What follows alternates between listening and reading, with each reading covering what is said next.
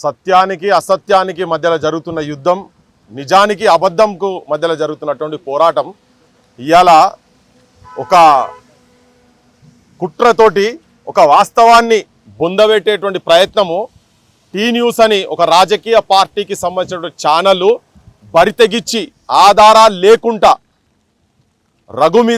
రఘు తీసుకొస్తున్నటువంటి పోరాటాల మీద ఒక అణిచివేత ధోరణితోటి బద్నాం చేసి బురద జల్లి ఇటువంటి పోరాటాలను ఎక్కడో దగ్గర ఆపాలని అధైర్యపరిచేటువంటి ప్రయత్నం జరుగుతుంటే నిజ నిర్ధారణ గురించి మేము ఇక్కడికి వచ్చి సమాజంలో తెలంగాణ ఉద్యమంలో 369 మంది కాల్పుల చనిపోయిన సాక్షిగా 1200 మంది మొన్న చనిపోయిన సాక్షిగా అసలు వాస్తవాలు ఏంటి, అసలు ఏం జరుగుతున్నది ఇక్కడ ఈ వర్టెక్స్ ఇక్కడ ఏం జరుగుతున్నది ఇక్కడికి వస్తే ఘోరం. ఫస్ట్ ఎంట్రీలోనే 150 గజాల ఫీట్ల రోడ్ ఇక్కడి నుంచి దాదాపు ఎంత 2 కిలోమీటర్లు ఇది ఉన్నది. క్లియర్ కట్గా పర్మిషన్ లేకుంటే ఇక్కడ ఫస్ట్ నీకు స్వాగతం పలికేది. ఇగో ఇది ఎంత మోసంగా అన్యాయంగా గిది ప్రశ్నించినందుకు ఇప్పుడు రఘుకు 50 లక్షలట ఓడిచ్చినట, ఈ వర్టెక్స్ ఓడు 1 కోటి రూపాయలు ఇచ్చినట. అరే ఎవడన్నా 50 లక్షలు 1 కోటి రూపాయలు ఇస్తే ఇంట్లో మూసుకొని పంటారు. ఇప్పుడు ఇంతమందిని తీసుకొచ్చి మా బోటల మందరం కూడా వచ్చి ఇక్కడికి వచ్చి మాట్లాడుతున్నాం అంటేనే ఇది మీరు పచ్చి అబద్ధం అని చెప్పి క్లియర్ కట్గా తెలిసిపోతున్నది. అసలు రఘు మీద ఎఫ్ఐఆర్ అయిందా? నిన్న ఆయన చెప్తాడు ఎంక్వైరీలో రావచ్చు అంటే పెడతారా? ఇక ఏదైనా మాట్లాడే ముందు ఒక ఆధారం ఉండాలి. ఫస్ట్ ఆ టీ న్యూస్ అనే దాన్ని టీ న్యూస్ ఇప్పుడు నేను గవర్నమెంట్ కూడా చెప్తున్నా ఏంటంటే మీరు ఒక సిట్టింగ్ జడ్జితో 10 రోజుల లోపట మీరు ఇది నిర్ధారణ చేసి బయటకు వచ్చి ఏమైనా రిపోర్ట్ ఇస్తారా? మేము దీన్ని బరాబర్ ఒక రిపోర్ట్ దీన్ని ఏమేమి జరుగుతున్నాయి ఏమేమైనాయి లోపల చాలా పెద్ద పెద్దోళ్ళు ఉన్నారట. ఇంట్లో ఉన్నోళ్ళు మొత్తం చాలా పలుకుబడి ఉన్నోళ్ళు మొత్తం ఉన్నారట. కానీ వాస్తవం వాయిస్ ఇప్పుడు మళ్ళా మెయిన్ స్ట్రీమ్ మీడియా కూడా అసలు నిద్రపోతున్నది కాదు, పైసలు తీసుకొని అమ్ముడు పోయింది. మళ్ళా గదే పేదోళ్ళు తెలంగాణ గుండె సప్పుడు వినిపిస్తున్నారు కంటిన్యూస్గా. సోషల్ మీడియా అనేటోళ్ళే మళ్ళీ వచ్చి వాస్తవాలు బయటికి తీసుకొస్తున్నారు. ఇది కొంటే అమ్ముడు పోయే మీడియా కాదని చెప్పేటందుకు రఘు లేవనెత్తున్న అంశాల మీద ఒక్కొక్కటి ఇప్పుడు ఎందుకయ్యా డిప్యూటీ ముఖ్యమంత్రి చెప్పిండు ఇలా చెరువుది కబ్జా అయిందని చెప్పి డిప్యూటీ ముఖ్యమంత్రి చెప్పిండు. మరి మీరే చెప్పినాక మీరే యాక్షన్ తీసుకుంటలేరు కదా, ఇది ఎందుకు తీసుకుంటలేరు అని అడిగితే రఘు మీద పడ్డారు, రఘు ఛానల్ మీద పడ్డారు.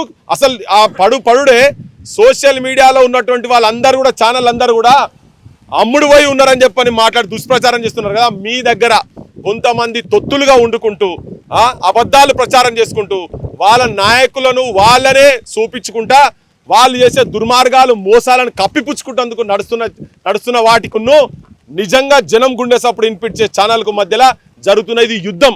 ప్రజలకు కూడా చెప్పదలుచుకున్నాం ఏంటంటే ఇగో వాస్తవాలు చెప్తే ఇగో ఇన్ని ఇబ్బందులు పడాల్సిన అవసరం ఉంటుంది. కానీ అయినా కానీ ఎక్కడ కూడా గింత కూడా కింది మీద కావాల్సిన అవసరం లేనే లేదు. యావత్ తెలంగాణ సమాజం మేమే కాదు, ఇంట్లో అబద్ధాలుంటే బరాబర్ మేమే అడుగుతాం.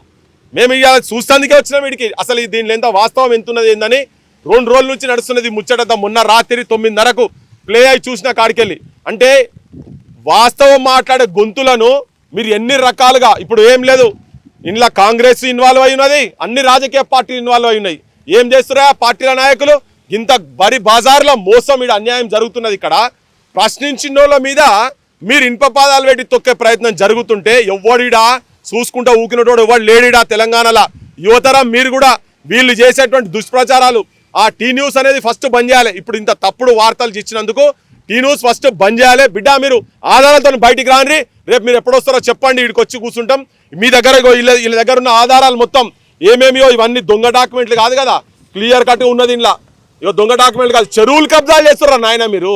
ఇంతకుముందు ఏం చెప్పినాం, రామోజీ రావు దాంట్లో రామోజీ ఫిలిం సిటీలో 3 చెరువులు కబ్జా గురైన చెప్పినాం. పెద్ద చెరువు చెప్పినాం, ఇదే మన తొలి వెలుగునే చెప్పినాం. ఇయ్యాల వరకు యాక్షన్ లేదు దాని మీద.